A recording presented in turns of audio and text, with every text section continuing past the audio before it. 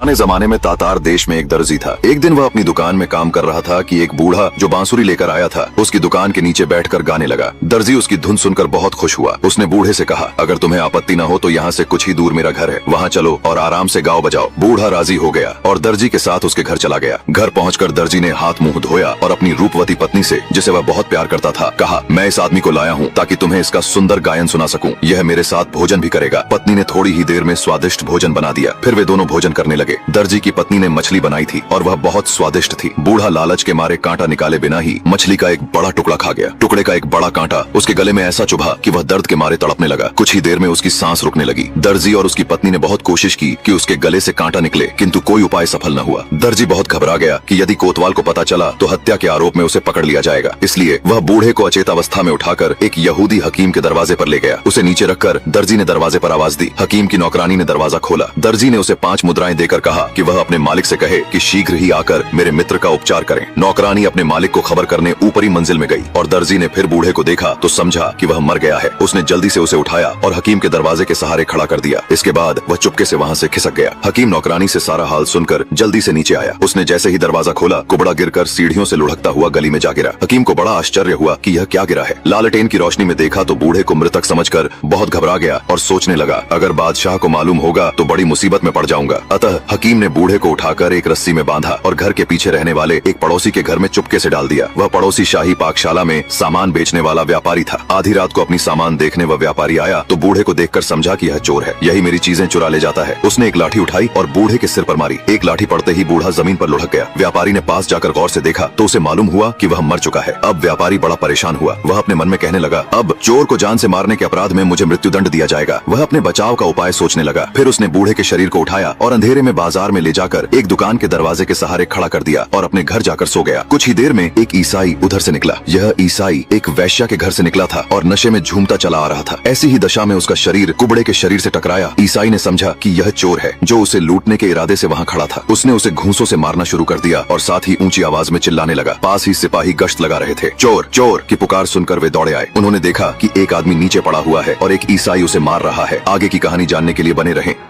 Video ভালো লাগলে ভিডিওতে একটা লাইক আর চ্যানেলকে সাবস্ক্রাইব করে দিও। আর এরকম ভিডিও দেখার জন্য আমাদের চ্যানেলকে সাবস্ক্রাইব করে রাখবেন এবং পাশে থাকা বেল আইকনটি প্রেস করে রাখবেন যাতে আমাদের ভিডিও আপনাদের সামনে সবার প্রথমে পৌঁছায়।